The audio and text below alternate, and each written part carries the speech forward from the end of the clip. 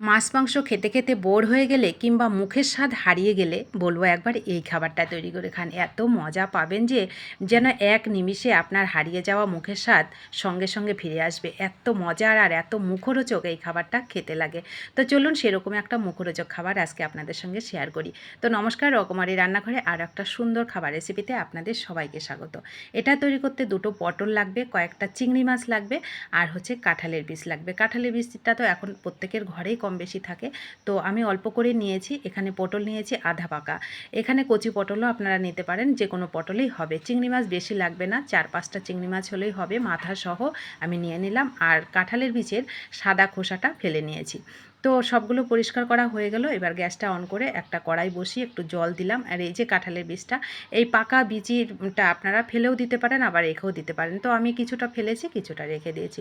চিংড়ি মাছ, কাঁঠালের বিচি দিয়ে আমি একটুখানি লবণ আর একটুখানি হলুদ দিয়ে সুন্দর করে এটাকে নেড়ে দেবো। নেড়ে দিয়ে এটাকে একটু সেদ্ধ করে নেবো। সেদ্ধটা যে একেবারে খুব বেশি করতে হবে সেরকম কোনো ব্যাপার নেই, যেমন ঝাল খাবো সেরকম। আমি এখানে কাঁচা লঙ্কা দিলাম আর হচ্ছে এক টুকরো আদা দিলাম, ব্যাস। এইবার এটাকে সুন্দর করে আমি একটু সেদ্ধ করে নেব। সেদ্ধ করে এটাকে ঠান্ডা করে ফিরে আসছি। তো দেখুন, ঠান্ডা করে আমি সেদ্ধ করে নামিয়ে এটাকে জল ঝরিয়ে নিয়ে আসছি। এটা ঠান্ডা হয়ে গেছে। দেখুন কাঁঠালের বীজটা আর পটল আর হচ্ছে চিংড়ি মাছ কিন্তু সেদ্ধ হয়ে গেছে। তো এবার এটাকে আমি মিক্সি জারে দিয়ে কোনো রকম জল ছাড়া এটাকে পেস্ট করে নেব। পেস্টটা কিন্তু একদম মিহি করে করবেন।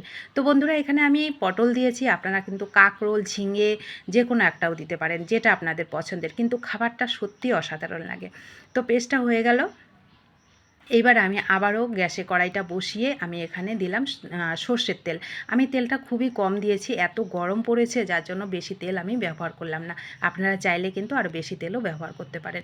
আমি 1.5 চামচ মতন সর্ষের তেল দিলাম। তেলটা গরম করে 1 চামচ কালো জিরে দিলাম, আর হচ্ছে 1 চামচ রসুন থেতো করে দিলাম। রসুনটাকে হালকা ভেজে নিয়ে তারপরে দিলাম হচ্ছে মিডিয়াম সাইজের দুটো পেঁয়াজ, একদম ছোট ছোট করে কেটে রেখেছিলাম, সেটা দিলাম। পেঁয়াজটাকেও একটুখানি লবণ আর একটুখানি হলুদ দিয়ে সুন্দর করে ভেজে নেব। পেঁয়াজ আর রসুন সুন্দর করে ভাজা হলে কিন্তু যে কোনো খাবারে, যেমন খাবারটা সুস্বাদু হয়, সেরকম খুব সুন্দর কিন্তু একটা ফ্লেভারও হয়। তো দেখুন, পেঁয়াজ রসুনটাকে আমি লবণ হলুদ দিয়ে সুন্দর করে ভেজে নিয়েছি। পেঁয়াজ রসুনটাকে কিন্তু অবশ্যই ভালো করে ভেজে নেবেন, তবে খাবারটা বেশি ভালো লাগবে খেতে। আর দারুণ মুখরোচক খাবার, গরম ভাতে হলে তো আর কোনো কথাই হবে না। আপনি এর স্বাদ কারোর সঙ্গে ভাগই করতে পারবেন না, এত সুস্বাদু এই খাবারটা খেতে লাগে। তো দেখুন, আমি এবার রসুন আর পেঁয়াজটাকে ভালো করে ভেজে নিয়ে আমি যে পেস্টটা তৈরি করেছিলাম সেটা দিয়ে দিলাম। দিয়ে একটু মিক্সি জারটা ধুয়ে একটুখানি জল দিলাম। গ্যাসের ফ্লেমটাকে মিডিয়াম টু লোতে করে রেখে শুধু অনবরত এটাকে নাড়তে থাকবো। নাড়তে নাড়তে একসময় দেখবেন এটা সুন্দর জল শুকিয়ে আসবে, কিন্তু এটাকে আপনারা একদম শক্ত করবেন না। যেহেতু এখানে কাঁঠালের বিচি দেওয়া আছে, এটা কিন্তু একটু নরম নরম রেখে তবেই এটাকে নামিয়ে নেবেন। তো দেখুন, আমি একটু নরম নরম করেই এটাকে নামিয়ে নিচ্ছি।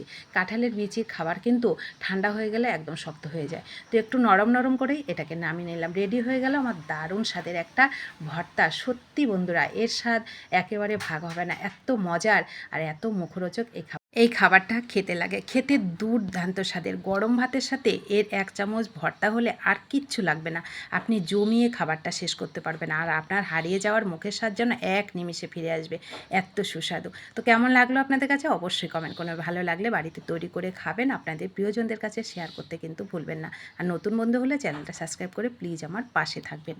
যে সকল বন্ধুরা আমার পাশে সবসময় আছেন তাদেরকে আমার অসংখ্য অসংখ্য ধন্যবাদ ও ভালোবাসা। সকলে ভালো থাকুন, সুস্থ থাকুন এবং আনন্দে থাকুন। দেখা হবে নতুন কোনো রেসিপিতে। ধন্যবাদ।